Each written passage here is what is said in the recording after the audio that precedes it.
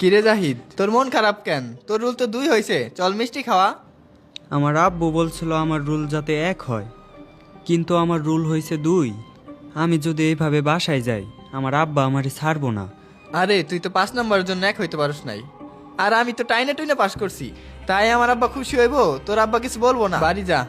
তুই তো আমার আব্বারে চিনস না, আমি বাসায় গেলে আমার আব্বা আমারে মাইরে ফেলাইব। তোর বেটা সব বাপে এই ধরনের কথা কই। এখন বাড়ি যাই, বিকালে মাঠে আসিস ল। তোর রুল কথা হয়েছে? আব্বা 2। কি 2? ওই তোর পিছে আমি এত টাকা খরচ করছি কি রুল 2 বানানোর জন্য? তোরে নিয়ে আমার কত স্বপ্ন, তোরে আমি ডাক্তার বানামু। এই রেজাল্ট দিয়ে কি তুই ডাক্তার হতে পারবি? পড়ালেখা বাদ দে, খালি খেলা খেলা। আগের বার তোর রুল 1 আছিল, এবার 2 বানাইছা। দিন দিন তো অধপতনে যাইতেছা, পরে তো তোর চুরি বাটপারি করে খাওয়ান লাগবো। আমি আমার কলিগকে কই আমার পোলার রুল সবসময় 1 হয়, এখন আমি তাকে সামনে মুখ দেখামু কেমবা? তুই তো আমার মানিস ডুবে আইছা। এটাই তোর শেষ সুযোগ, ভালো মতো পড়া রইলে পড়বি, তাইলে তোরে গ্যারেজে দিয়ে আসুম, নিজেরটা নিজে কামাই করে খাবি। যা ভিতরে যা, এখনই যাই পড়তে বসবি, তোরে যেন আর বাইরে বেরোতে না দেখি। কিন্তু আব্বা বিকালে তো আমার খেলা আছে। কত দূর সাহস, আবার খেলা নিয়ে থাকে? যা ভিতরে যা, যাই বড়।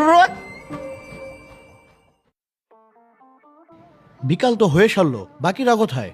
স্যার সবাই আসতেছে, শুধু জাহিদ আসবো না। ও তো আমাদের একজন ইম্পর্টেন্ট প্লেয়ার, কালকে ডিভিশন ম্যাচ, ওর তো প্র্যাকটিস করার দরকার ছিল, ও আসবে না কেন?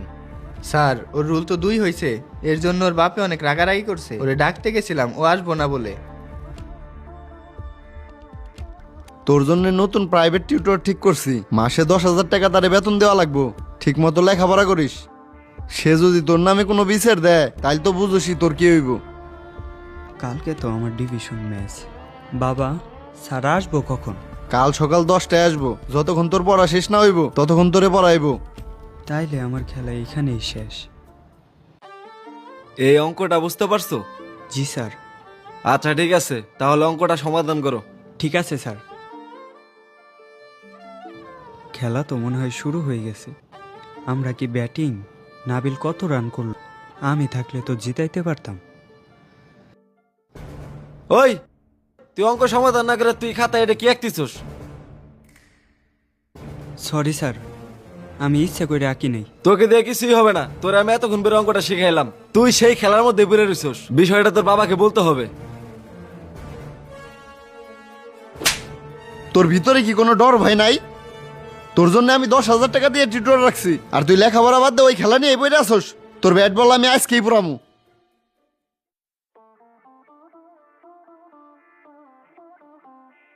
এই জাহিদ, এদিকে আয়। হ্যাঁ স্যার বলেন। কি হয়েছে তোর? মাঠে আসিস না কেন? স্যার মাঠে আসা মানে সময় নষ্ট। আমার প্রচুর পড়তে হইব, আমার ডাক্তার হইতে হইব। পড়তে তো হইবই, তোর স্বপ্ন না একজন ন্যাশনাল টিমের ক্রিকেটার হওয়া? তোর সেই স্বপ্নের কি হইব? আমার আর কোনো স্বপ্ন নাই। আমার বাপের স্বপ্নই আমার স্বপ্ন। আমার বাপে কইছে খেলাধুলা করা যাইব না। আসি স্যার। এইভাবে কি একটা প্রতিভা ভুল পথে চলে যাচ্ছে?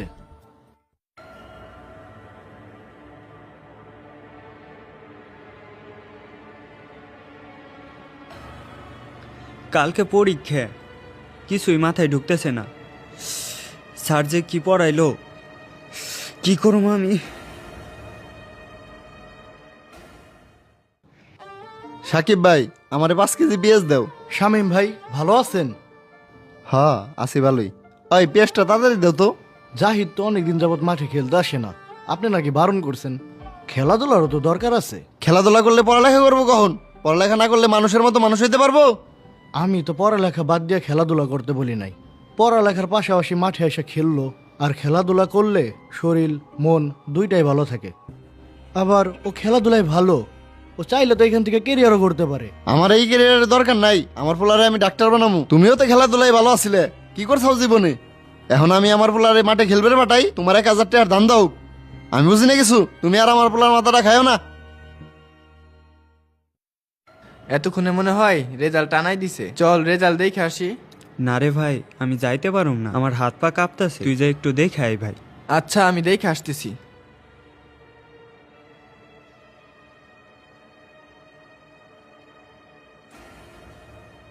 জাহিদ, ওই রেজাল্ট দেখছোস? 1 হয়েছে না আমার রুল? না রে, তোর রুল তো 4 হইছে।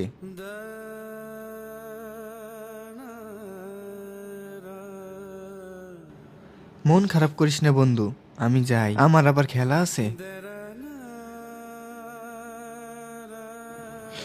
আব্বা কইছিল রুল 1 হওয়ার জন্য, রুল তো হইছে আমার 4। বাসায় গেলে তো আব্বা আমার মাইরে ফেলাইবো। আমার 2 চোখ যেদিকে যায় আমি ওইদিকে চলে যাবো, আমি আর বাসায় যাবো না। হ্যালো, কি হয়েছে? জাহিদুর রুল 4 হয়েছে? আচ্ছা ঠিক আছে, আপনার সাথে আমি পরে কথা বলুম। ও আজকে বাড়ি আসুক, ওর খবর আছে।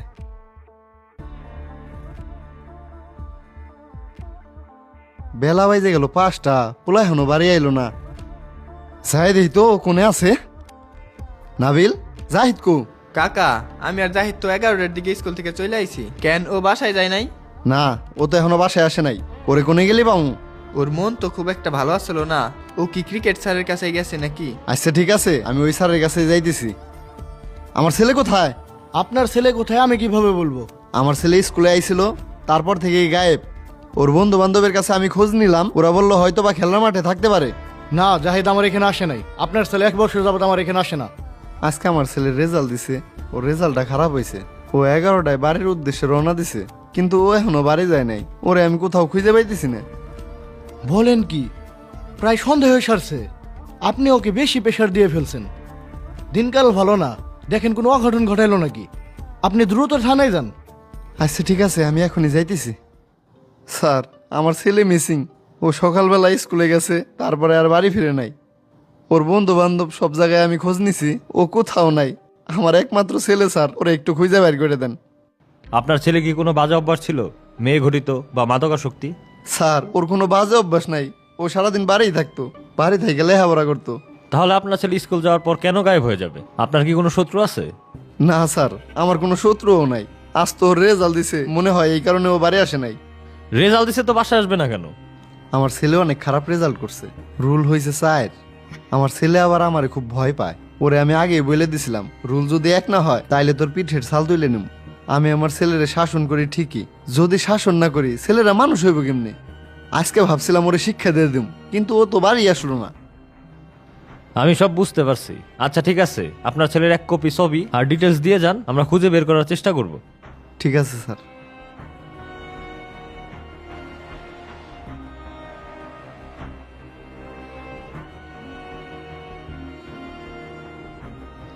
তোমার নাম কি জাহিদ? আপনি কে? আপনি আমারে কিভাবে চিনেন? আমি তোমাকে নিতে আসছি। তুমি এত নির্জন এলাকায় বাসা থেকে এত দূরে এখানে একা বসে আছো, তোমার ভয় লাগে না? চলো বাসায় ফিরে চলো। না, এই জায়গা আমার ভয় লাগতেছে না। বাসায় আমার এর থেকে বেশি ভয়। বাসায় গেলে আব্বা আমারে মাইরে ফেলাইবো। জাহিদ, তুই কই গেছিলি? আমি তোরে খুঁজতে খুঁজতে পাগল হয়ে গেছি। থামেন। আপনি জানেন আপনার ছেলে বাড়ি থেকে কেন পলাইছিল? একমাত্র আপনার কারণে। আমার কারণে? আমি তো সবসময় আমার ছেলের ভালোই চাইছি। ভালো চাইছেন নাকি নিজের স্বপ্নটা জোর করে ওর উপরে চাপাই দিতে চাইছেন? আপনি চান আপনার ছেলে ডাক্তার হোক, কিন্তু একবারও কি জিজ্ঞেস করছেন আপনার ছেলে কি চায়? আমি তোর ভবিষ্যতের কথা চিন্তা করেই বলছি ও ডাক্তার হোক। ভবিষ্যৎ? ভবিষ্যৎ কি জোর করে কারো ভালো করা যায়, বা মারধর করে, ভয় দেখিয়ে? আপনার ছেলে রোল 4 করছে, আর এর জন্য আপনি এমন ভাবে আচরণ করতেছেন যেন সে অনেক বড় অপরাধ করে ফেলছে। কিন্তু আপনি কি জানেন এই ভয়, এই চাপ একটা বাচ্চাকে ভেতর থেকে ভেঙে ফেলতে পারে?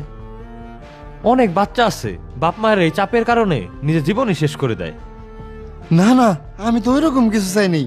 আপনি চান নাই, কিন্তু আপনার কাজকর্ম ওরে তো ওই দিকে ঠেলে দিচ্ছিল। একটা কথা মনে রাখবেন, সন্তান আপনার সম্পত্তি না, সেও একটা আলাদা মানুষ। আপনি যদি তার স্বপ্নগুলো মেরে ফেলেন, সেও ভেতরে ভেতরে মরে যাবে। এখন আপনি সিদ্ধান্ত নেন, আপনি আপনার সন্তানকে একজন সফল ডাক্তার বানাইতে চান, নাকি আপনার সন্তানকে একজন খুশি মানুষ হিসেবে দেখতে চান? চাপ, ভয় আর রোলের প্রতিযোগিতায় অনেক স্বপ্ন নীরবে হারিয়ে যায়। রোল নম্বর মানুষের ভবিষ্যৎ নির্ণয় করে না, ভবিষ্যৎ গড়ে পরিবারের ভালোবাসায় আর সুযোগে। সন্তানকে চাপ দিয়ে, ভয় দেখিয়ে নিজের মতো গড়তে যাবেন না, তার নিজের স্বপ্নটাকে বাঁচতে দিন।